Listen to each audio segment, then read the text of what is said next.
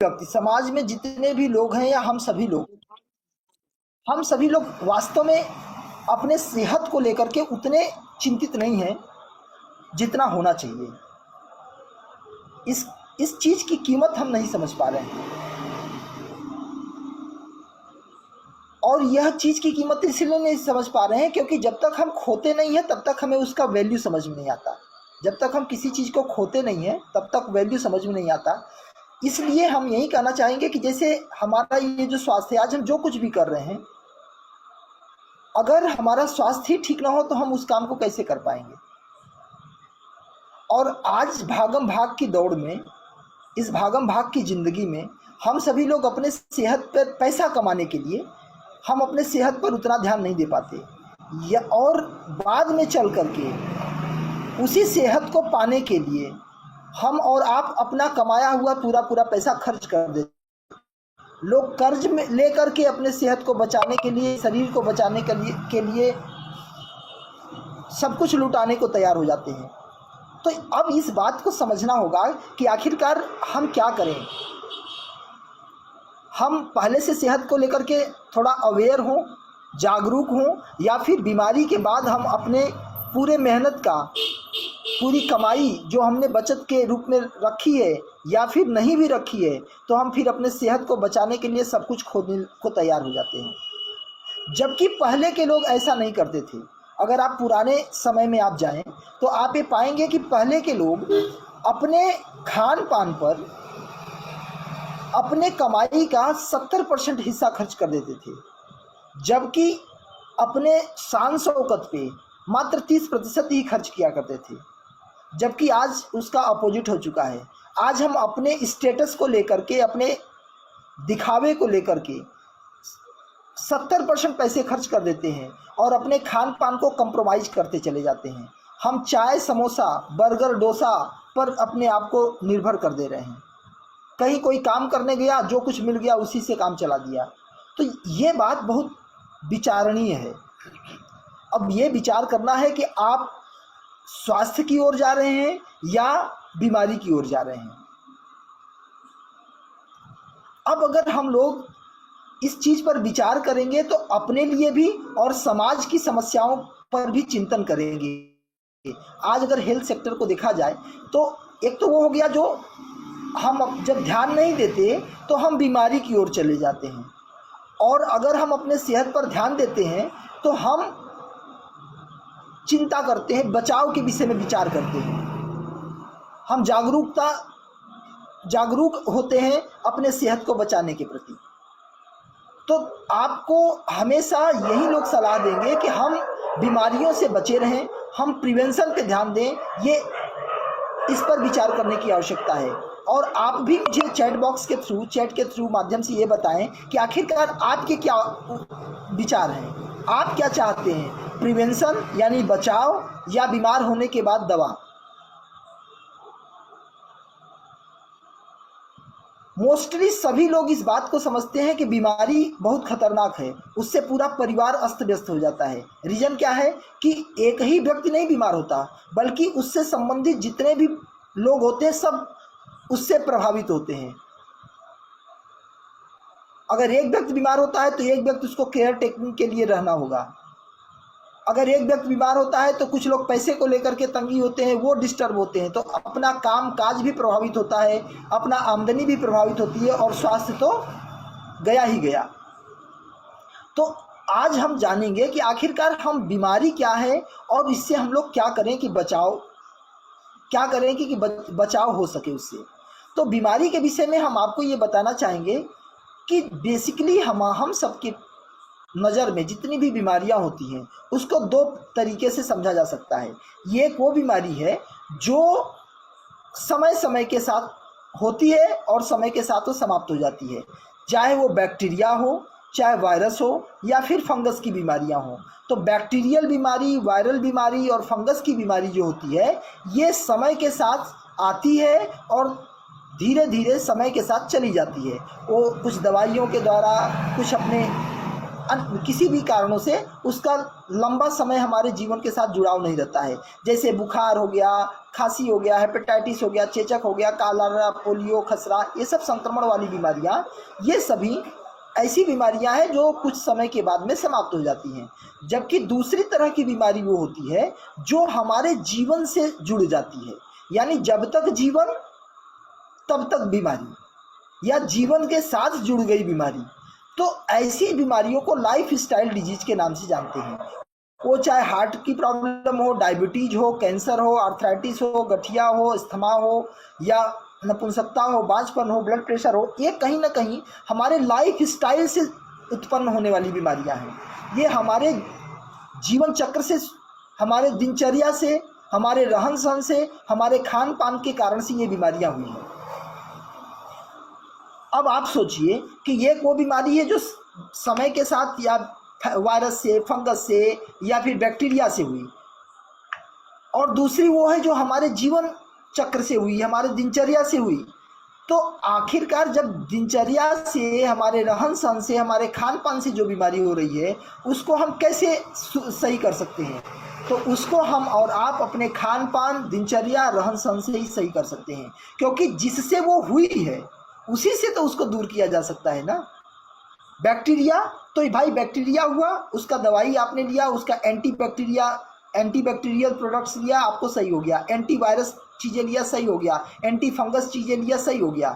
लेकिन life style में क्या करें? तो लाइफ स्टाइल पर चिंतन करने की आवश्यकता है। हमें अपने शरीर को समझने की आवश्यकता है कि आखिरकार ये लाइफ स्टाइल से हम बड़ी बीमारियों की ओर कैसे पहुंचते हैं।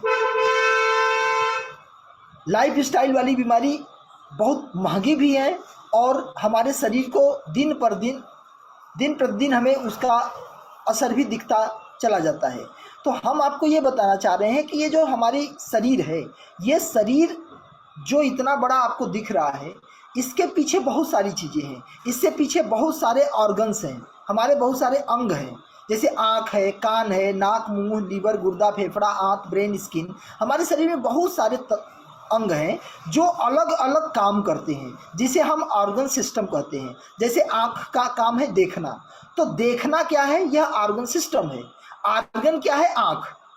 तो आपको ये बात समझ में आ गई होगी कि एक्चुअल में जो आँख है, इसके भी डीप में जब आप जाएंगे तो आपको पता चलेगा कि आँख के अंदर भी बहुत सारी चीज़ें हैं, कार्निया है, बहुत सारी चीज़ें हैं।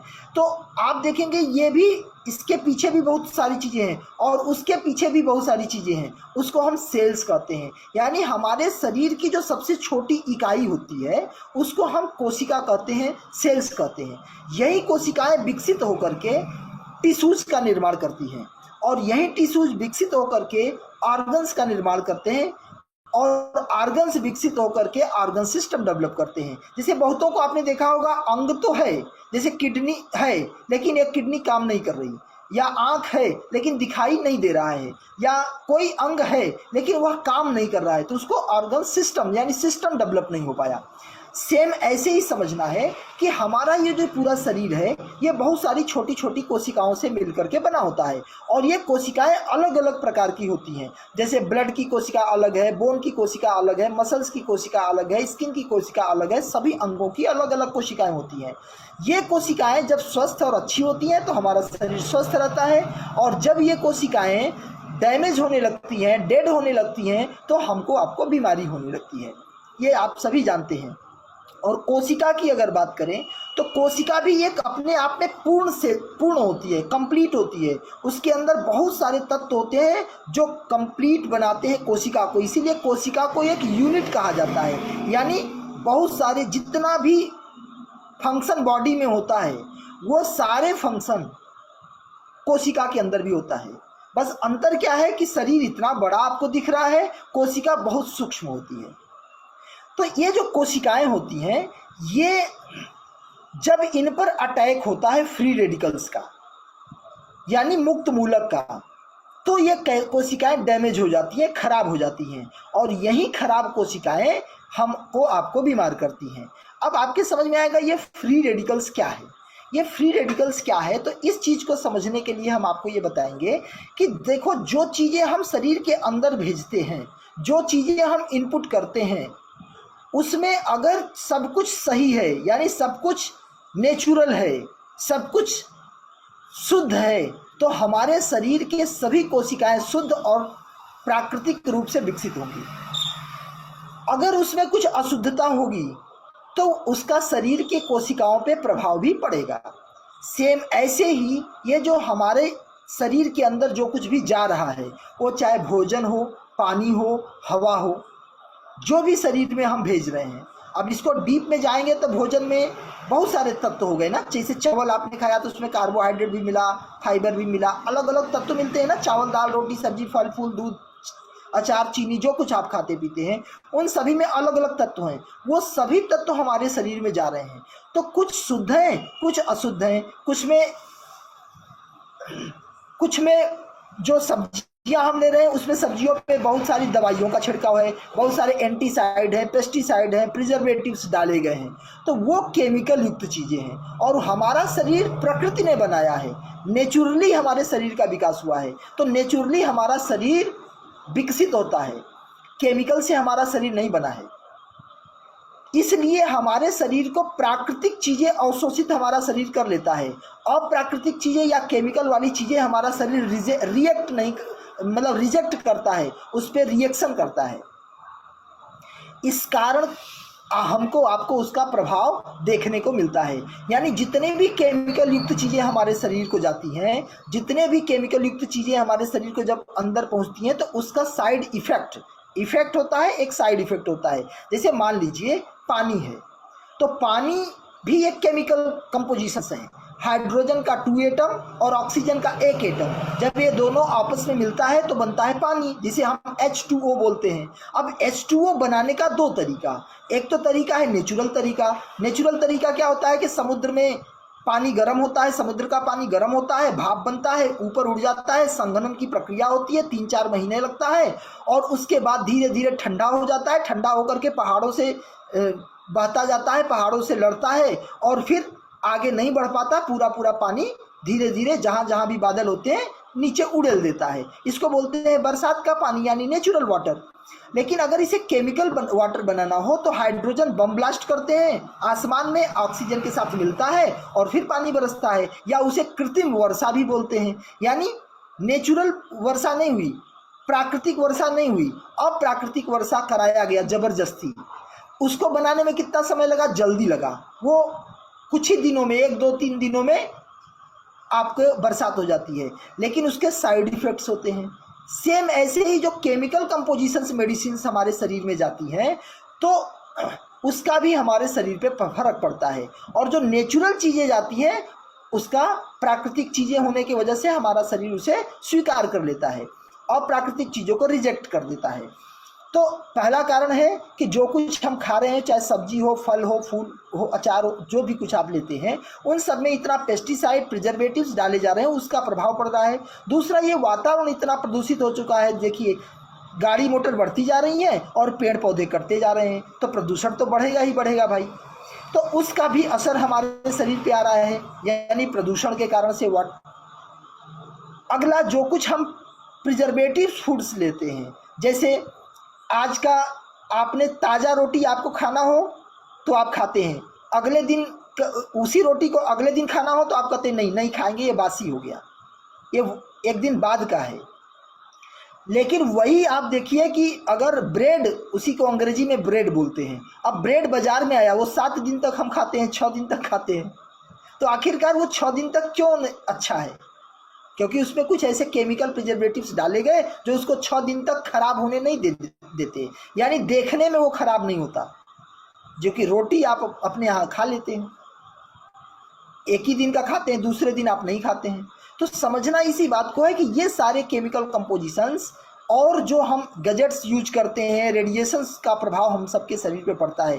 तो इन सारे कारणों से हमारे शरीर पे जो फ्री रेडिकल्स जनरेट होते हैं, वही फ्री रेडिकल्स हमारे कोशिकाओं को क्षति पहुंचाते हैं, नुकसान पहुंचाते हैं। और जब कोशिकाओं को नुकसान होता है तो ढेर सारी बीमारियां पैदा होती हैं। वो चाहे गैस की प्रॉब्लम हो, चाहे स्किन की प्रॉब्लम हो, चाहे लीवर की प्रॉब्लम हो, चाहे किडनी की प्रॉब्लम हो, चाहे थायराइड हो, चाहे जॉइंट्स पेन हो, डायबिटीज हो, कैंसर हो, कोई भी ऑर्गन डिफेक्ट हो रहा है, वो सब के कारण है हमारे सेल्स का क्षति होना। सेल्स का, कोशिकाओं का क्षरण होना। तो इसका उपाय क्या है? तो अच्छा, अभी जो मैंने आपको बताई, क्या ये सच में ऐसा है? क्या सही में हम सभी लोगों के जीवन में इन जो भी कुछ हम खा पी रहे हैं, क्या हम लोग डेंजर जोन में हैं? क्या ये बात पे ट्रस्ट किया जा सकता है? तो जी हाँ, बिल्कुल। इस पर बहुत सारे रिसर्च पेपर्स हैं, बहुत सारे न्यूज़पेपरों में इसकी कटिंग्स आ चुकी हैं, आप उसे देख सकते हैं। वो चाहे हम फल लेते हैं, आप सोचो फल कहाँ बना, फल कहाँ से टूटा और कहाँ तक आ रहा है। मान लीजिए सेब हिमाचल से आया और यहाँ पे हमारे यहाँ आते में 2 दिन लगा, 3 दिन लगा, उसके बाद भी यहाँ पे 2 दिन, 3 दिन तक, 4 दिन तक दुकानों पे रखा हुआ है। यानी जब वो फल वहाँ से यहाँ तक आ रहा है तो वो खराब भी नहीं हो रहा है। क्यों नहीं खराब हो रहा है? कुछ उसमें प्रिजर्वेटिव्स डाले जा रहे हैं ताकि वो खराब ना हो। कुछ कच्चे चीज़ों को तोड़ करके बाजार में आ रहा है ताकि उसको, और फिर उसको दवाइयों से पका करके फिर बेच रहे हैं, उसके भी शरीर पे प्रभाव पड़ते हैं। इस तरीके से अगर आप देखें तो ये सारे जो फल हैं, सब्जियां हैं, इन सब का प्रभाव अगर केमिकल युक्त है, अगर ताज़ा नहीं है, अगर इन सभी के कारण से हमारे शरीर पे उसका दुष्प्रभाव पड़ रहा है, जो हम खाद दवाइयों का इस्तेमाल कर रहे हैं, तो इन सभी के वजह से हम लोग बीमारी की ओर जा रहे हैं। इसके बहुत सारे न्यूज़ आप देख सकते हैं। और दूसरा जो हमने कारण बताया, मेडिकेशंस, जो हम केमिकल युक्त दवाइयाँ खा रहे हैं। केमिकल युक्त दवाइयों से क्या प्रॉब्लम है? केमिकल युक्त दवाइयाँ जब शरीर में जाती हैं तो एक काम तो कर रही है जिसके लिए वो शरीर में पहुंची, किसी भी प्रकार से पहुंची, क्योंकि पानी है तो पानी का काम है प्यास बुझाना, तो वो चाहे कोई भी पानी हो प्यास तो बुझाएगी। लेकिन उसका साइड इफेक्ट से भी अनेक अनेक बीमारियां हो जा रही हैं। वो जैसे हजारों तरीके की दवाइयां हैं, जेनरिक दवाइयां भी हैं। आज अगर आप देखें तो डायबिटीज़ की दवाई से ब्लड कैंसर की प्रॉब्लम हो रही है, शुगर की दवाई, इसके स्किन की प्रॉब्लम हो रही है, बीपी की दवाई खाने से। जेनरिक दवाइयाँ बहुत सारे काम नहीं कर रही हैं, हमारा टॉक्सिन्स लेवल इतना ज़्यादा हो चुका है।